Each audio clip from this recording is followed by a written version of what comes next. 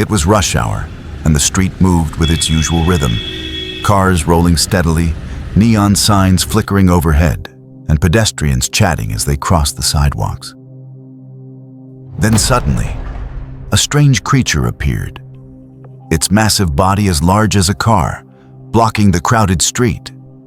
Its entire form was crimson, like flesh drenched in blood, its back bristling with sharp spines.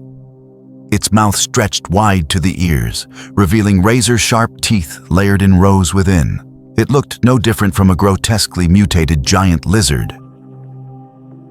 It opened its maw and shrieked,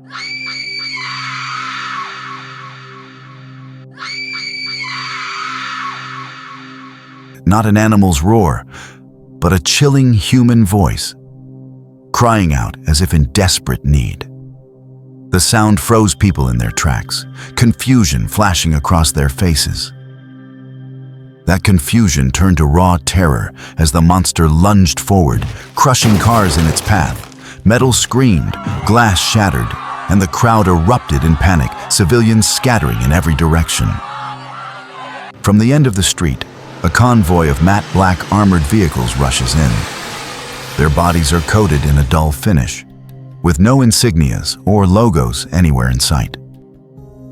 The doors swing open.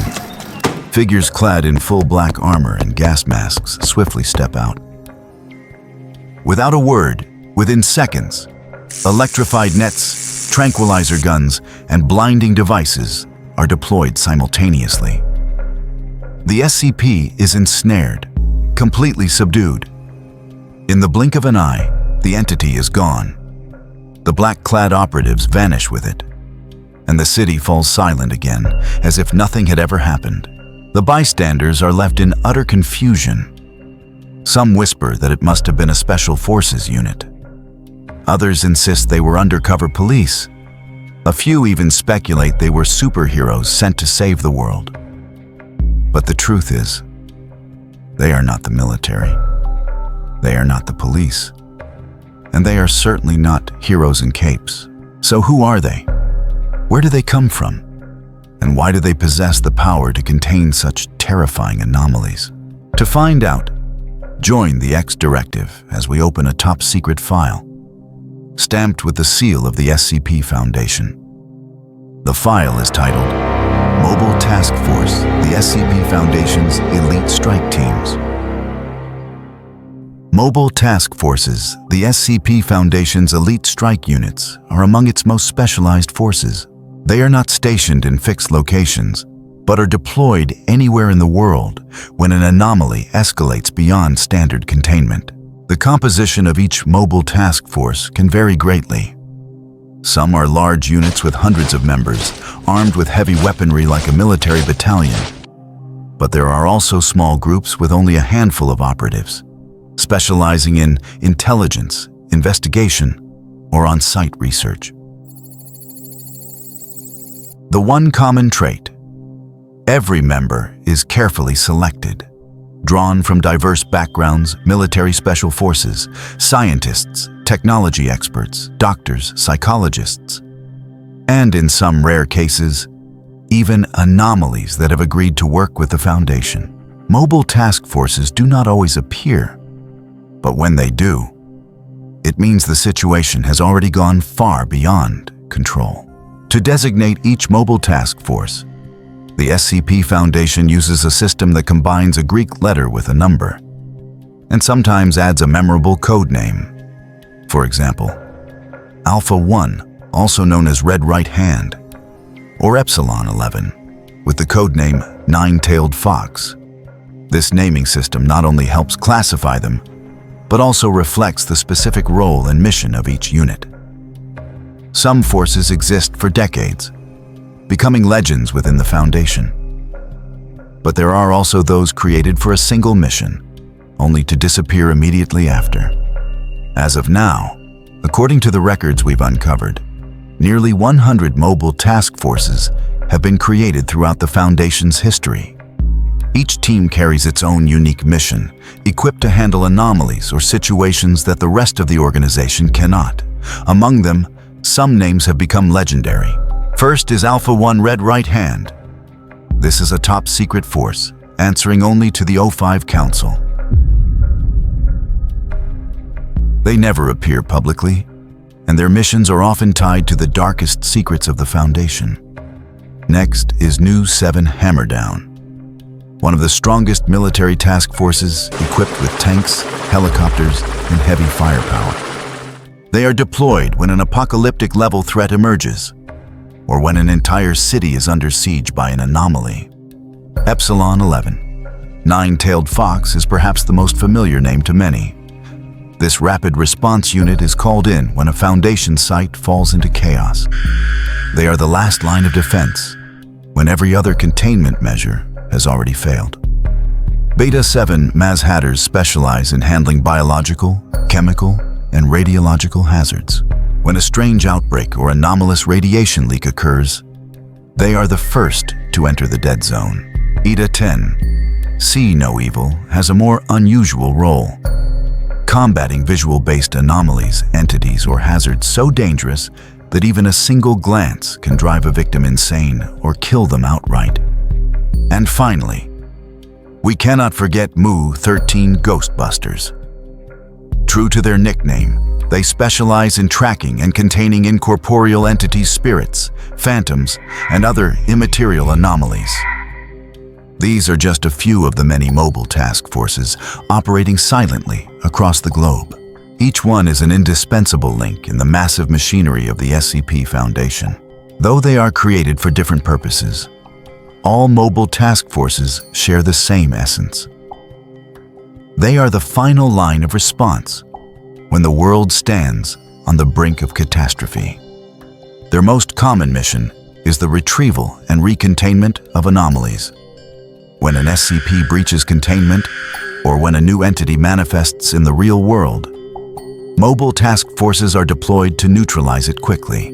Beyond that, many teams specialize in investigation and information suppression. When witnesses appear, when news leaks, or when traces of anomalies risk reaching the public, certain MTFs act immediately to stop an information disaster before it spreads. In more extreme cases, they take part in large-scale operations, eradicating outbreaks, sealing off entire cities, even waging covert wars against hostile groups such as the Chaos Insurgency or the Global Occult Coalition. No one outside the Foundation knows of their existence. No one publicly records their victories. But without them, the world as we know it would likely have collapsed long ago. But not all mobile task forces are pure. Behind the triumphant missions, there are sometimes schemes buried deep under layers of classified files. One of the most infamous examples is Omega-7 Pandora's Box. This was a bold experiment to use anomalies themselves as weapons for the Foundation. The team once included SCP-076, Abel, and SCP-105, Iris Thompson. At first, Omega-7 was far more successful than anyone expected. Abel was unleashed on missions, destroying enemies the Foundation had never been able to face before. But eventually, Abel returned to his true nature and broke free of control. He tore apart his handlers, leveled the containment area, and to stop him, the Foundation was forced to use their last resort, detonating a nuclear warhead, wiping Site-25 off the map. This disaster permanently shut down Project Omega-7. Yet, the idea of a human anomaly hybrid force did not die. It was reborn in another project, Alpha 9 Last Hope. Alpha 9 was envisioned as a perfected version. Instead of bloodthirsty entities like Abel, they chose anomalies with calmer dispositions, those who could cooperate with humans. For example, SCP-073 Cain, Abel's intelligent and even tempered brother. The concept opened a new possibility, that the Foundation might not only contain anomalies, but harness their power to defend the world. But within the O5 Council, Alpha 9 ignited a storm of controversy. Some O5s believed it was the future. Others condemned it as suicide. Arguing the Foundation was admitting it could no longer control anomalies and was instead relying on them. In the end, Alpha 9 did exist, but only briefly. Reports suggest the project was never fully implemented.